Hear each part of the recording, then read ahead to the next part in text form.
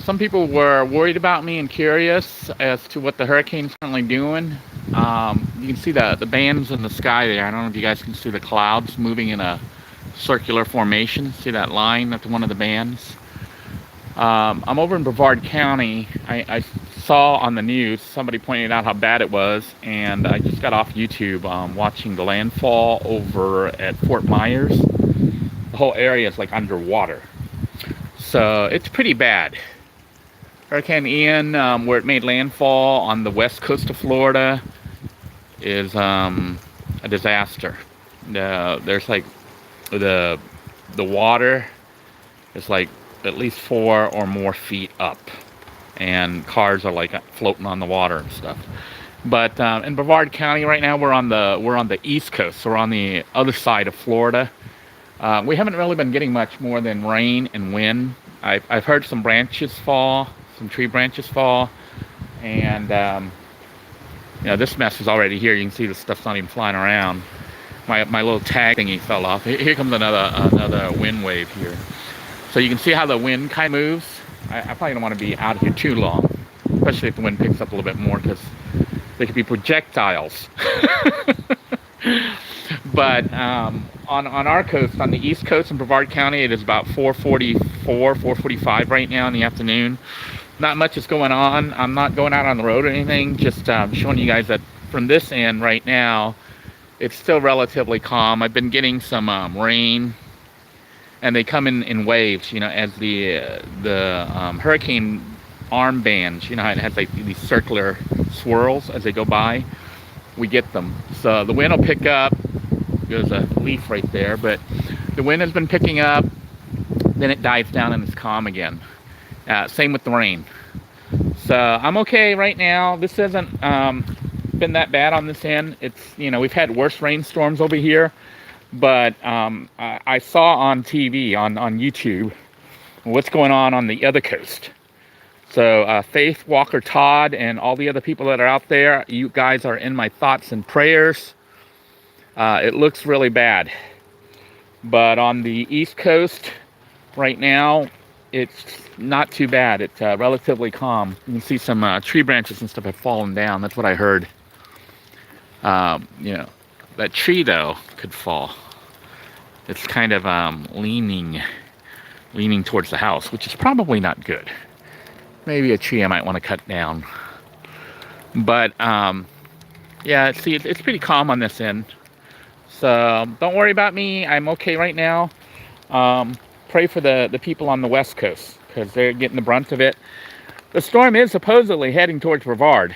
From the it looked like from the track where it landed and the direction it's going, it's heading towards my house.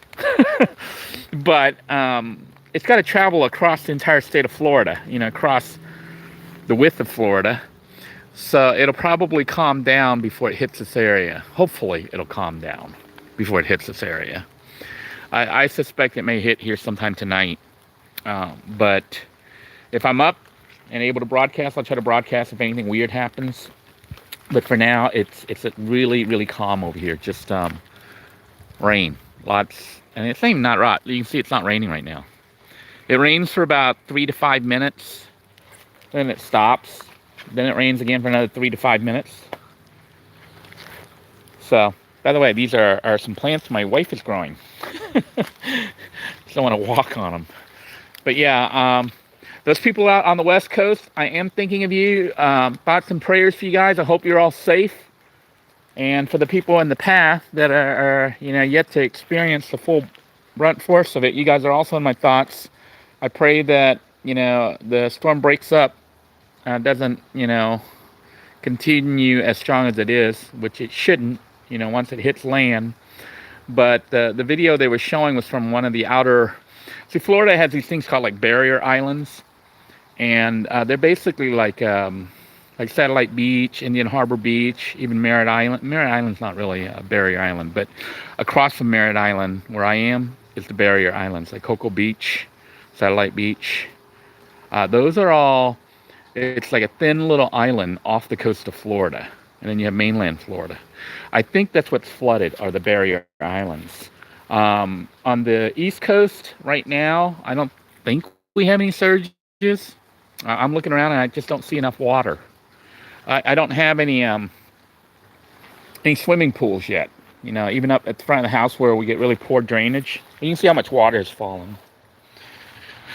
So that's probably in there, probably about 8 or 10 inches, maybe 12 inches of water. So not too much has fallen, but not as bad as the West Coast. I'll try to keep you guys updated. Hey, Margaret. Yeah, for now we are okay. Everything is fine over here. You know, people are worried about me. I'm doing okay. You know, it's really calm here. I mean, you guys have seen worse rainstorms on this side, but the West Coast, those are the people that really need it right now. And because I think the storm, when it hit, was like a Category 4. That's huge. That's not just huge. It's got really high winds and lots of rain, lots of water. Andrew, which decimated South Florida, I think was a Category 5. So in this area, in Brevard County, we haven't really had any Category 5s. I think the biggest one we've had that actually it was a direct hit in this area was a Category 3. So, you know, this house withstood all those hurricanes that were Category 3 and below. Although, you know, we know that from me moving in that this part here didn't withstand that. This, there was a little, I guess like a little carport-like thingy here. That didn't withstand it, and the roof here collapsed. You know, so that had to be replaced. But otherwise, this house is intact. I mean, it's got metal straps that kind of hold it down. See these little metal straps? Not that they're that. It's like a little tin strip, but I guess it sort of holds it down.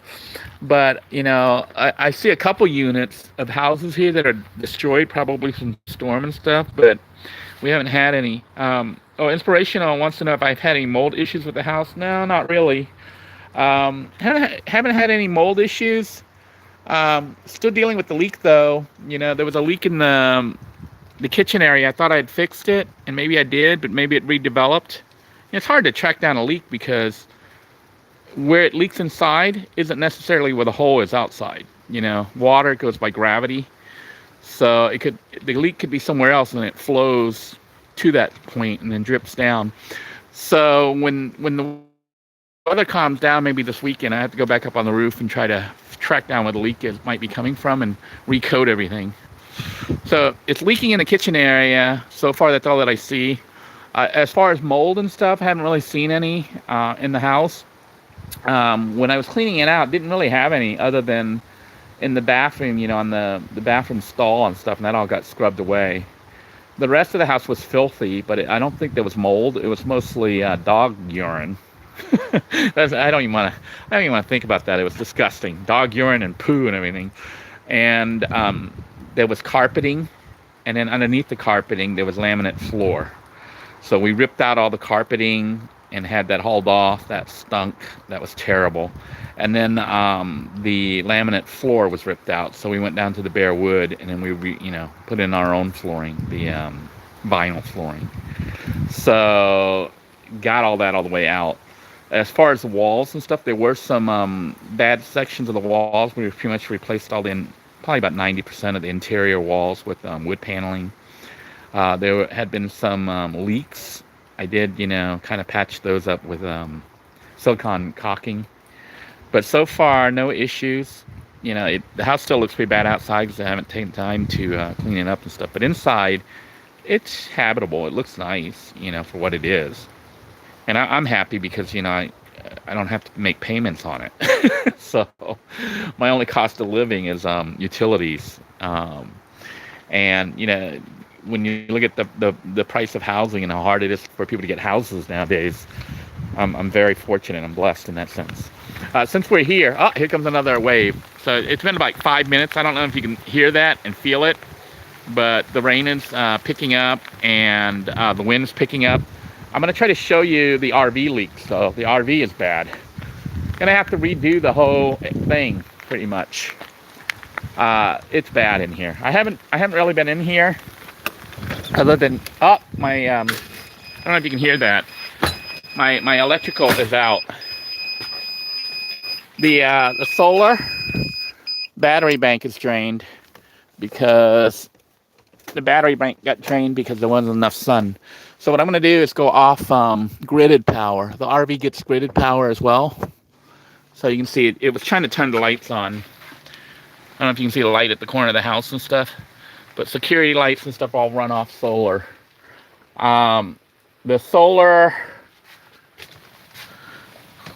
it says 11.9 volts. Yeah, I was having a hard time. I might have to turn some light in here, but 11.9, which is enough to run the system. And that's because it's been cloudy. I think I just heard some noise of something else flying. So you can start to see a little bit the wind pick up and stuff. This is a view from inside the RV at the house. So it does get kind of strong. You know, strong enough that I see some decent sized branches flying around. So I really don't want to stand around outside and get impaled. But the RV is a mess. Look at this mess. Let me try to get some light here. I don't know if you guys can see this. This is a mess. The RV had a leak. Let me try to get some light so maybe we can see in here. I can get the lights to come on. Most lights are burnt out. All right. So we got some lights in here, but you can see the RV roof has a leak here. So I got to replace all that because that's mold. You know, so RV, I don't recommend buying RVs. At least older ones. They're pretty much pieces of junk. You know, so the fact that it's all moldy here means it leaked through the roof and then came through here. And because this is the underlayer. You know, so I'm going to have to rip all this out and redo it if I ever want to do it, but I will do it because I think it's still worth keeping the RV here as a spare like room. But you can see it's a mess in here. Nobody's been in here other than me clearing stuff out. You know, it's trashed. But the bathroom's also got a huge leak. This one, you can see the roof kind of like all down and bulging from where it collected water, and I punched holes. I punched holes in there with a screwdriver so it would drain down to here. But yeah, I haven't dealt with it. Just haven't felt like it, and the time, you know, just haven't had time to mess with all this stuff. But the RV definitely needs to be fixed. Somebody was saying, why didn't I fix the leaks? I did. Evidently, I didn't fix it good enough, you know. What had happened was I was climbing up on the roof, walking around, trying to cut the branches from the trees and stuff that were overhanging everything. And I fell through. I literally fell through the roof. So it made a hole. Bedroom side here, it's not too bad, you know.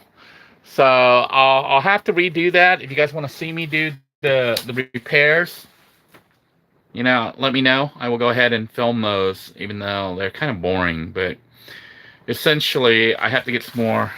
This is having a hard time focusing because it's low light. I have to get some more of the wood panels. You know, that's what those are, even though they're painted white.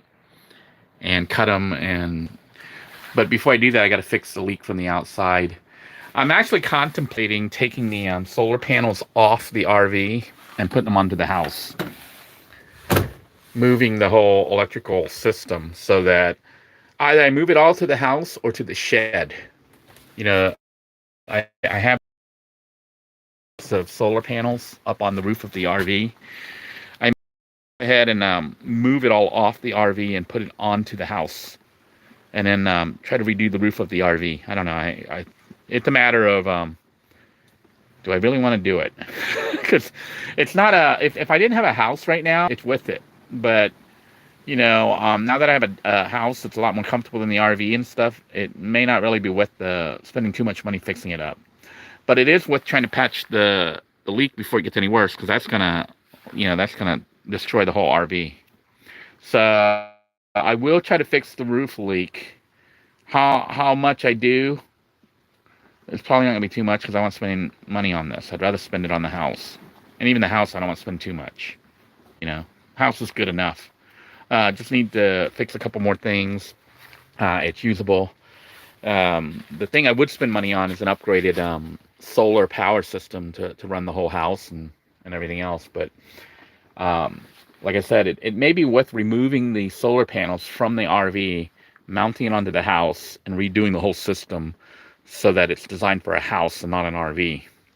maybe save up some money and get a brand new bank of batteries, enough to really power the house. I think to run a house, if you want to run it halfway decent, you're probably going to need like uh, 1 or 2,000 amp hours of storage. I don't have anywhere near that. That's the one thing about solar power, is in addition to the panels themselves, your biggest expenditure is probably going to be a battery bank. That's what a lot of people don't realize. The battery is what's going to store all that power. So, the question is, do I want to spend $2,000 or more on a battery bank?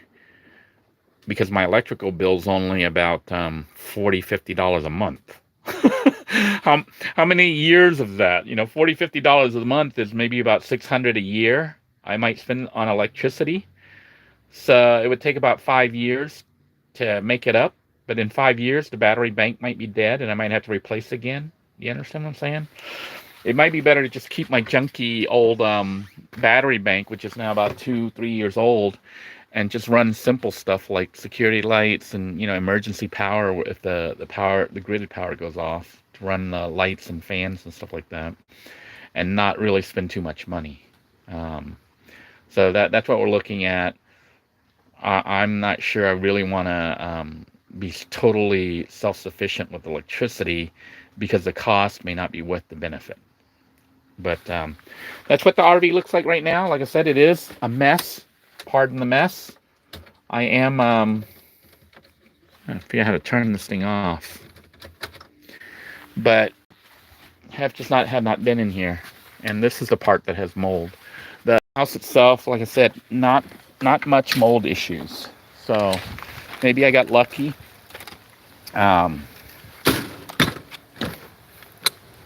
Yeah, you can see no big storm here on the East Coast as of right now. So I'm gonna sign out. Let me read your comments here. The best RC wants to know if I have insurance. Honestly, here's the situation with the insurance. It's messed up. Florida keeps getting decimated by the hurricanes. That one year we had like 5 hurricanes come through. All the insurance companies pulled out. But not only that, the rich people, they build expensive houses on the beach, like the worst possible spots. And of course, those are the houses, like in Miami, area, South Florida, that always gets hit with hurricanes. So it drove the price of insurance up. But the regular houses and stuff all had their rates go up because of that, paying for those multi-million-dollar mansions. But worse than that are the mobile homes. Mobile homes are not really insurable. I mean, the insurance they want is so high. I only bought this house probably for like less than $30,000. Okay, total, with the house purchase and repairs, maybe $35,000 was sunk into it. Insurance they want on it, I think, came to like $5,000 a year or something. I'm like, are you kidding me? To spend $5,000 a year for the insurance for this mobile home, and then it only covered the home. They only covered like $20,000 or something like that. I'm like, what the?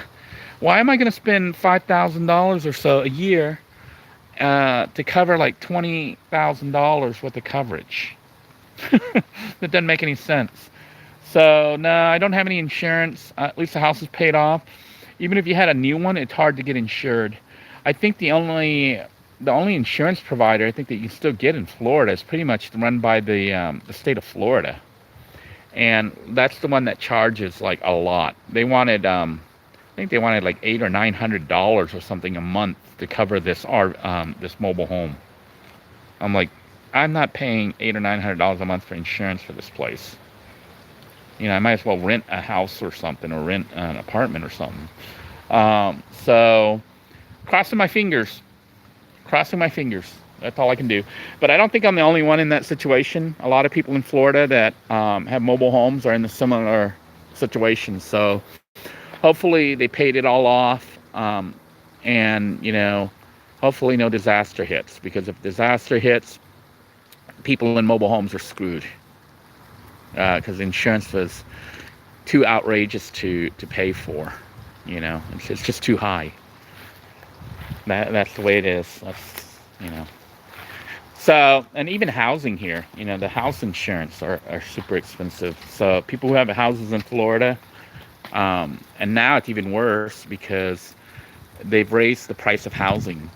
So as the price of housing goes up, obviously the price of insurance for those houses go up. So it's like a continual cycle. And then all the people who don't have the nice expensive houses have to basically pay for insurance to cover those expensive houses, because those are the ones that they build on the beach where the water floods and everything when the hurricane hits. Oh, I'm losing connection. Probably because I was all the way at the RV.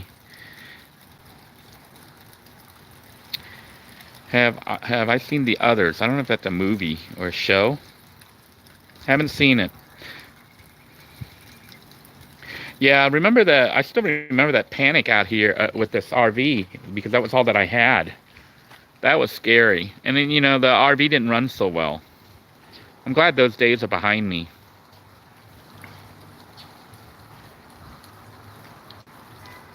So, at this point right now, like it's calm again. What I will try to do tonight, because I don't know if I'll get much sleep, is if it picks up, if I wake up and the storm's bad, I'll try to film it. At least I don't think I'll be able to film outside because there won't be much to see. But maybe you can see some and hear noises and stuff. You can see the lights went back off again.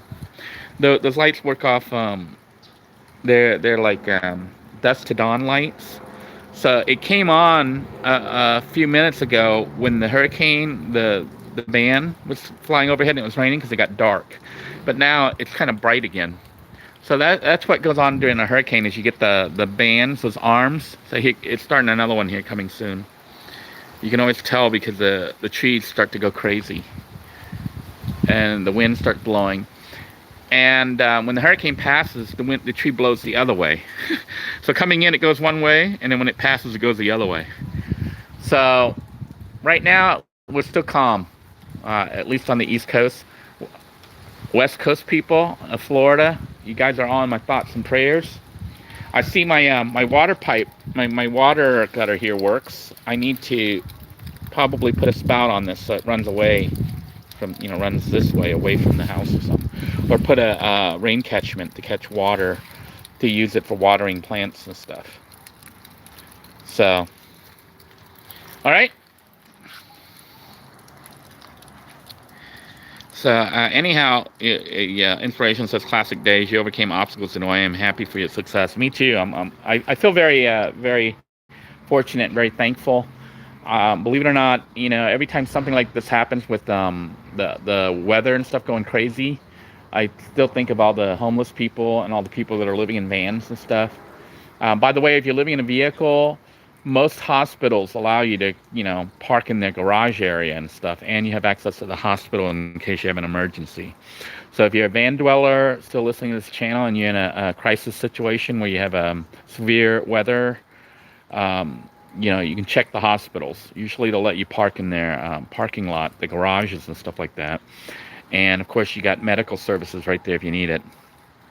So one of the safety areas for homeless people.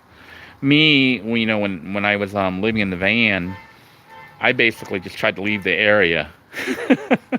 I forget which one it was. The one that ended up, I forget which hurricane it was, but it came up through Central Florida, and then it cut up and went to St. Augustine. And it tore up A1A at Daytona Beach, knocked the road out.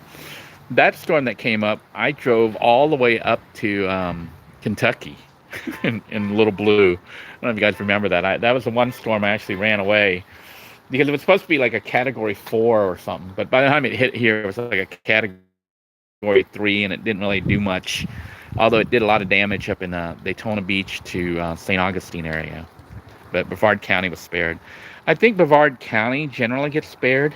That's why they put the space program here. It's like the one spot in Florida where the hurricane seems to go by it. we've had only, like, in my lifetime, living here in Florida, we've only had 3, I think, direct strikes to this area, and they were all Category 3 or below, and they didn't do too much damage. But, that's not saying that hurricanes don't do a lot of damage, because you've seen images of the damage they do, in certain parts of Florida, as well as North Carolina, South Carolina, Louisiana, and Texas. So they can be devastating. But for this area that I'm at, Brevard County, it seems to skip us. So I'm just scrolling through your messages here. Anyhow, I am going to go ahead and sign out. If things change tonight, like it gets worse or whatever, which it might, maybe midnight or 1 a.m. or something, depending on how fast the storm moves, I may try to do another live broadcast. Thank you all for your kind thoughts and prayers. Please continue to pray for the people that are in its path, especially those right now experiencing it on the west coast of Florida, Fort Myers area. Those people are underwater. So pray for those people and pray for the people that are still in its path. And, hopefully the storm will break up once it's pretty much on the land for a while. It made landfall, I guess, about an hour ago, and it should be weakening at this point. Cross your fingers. Take care, everybody. Stay safe. God bless you all. I'll be thinking of each and every one of you, especially those of you in the path of the hurricane. Take care now. Bye-bye.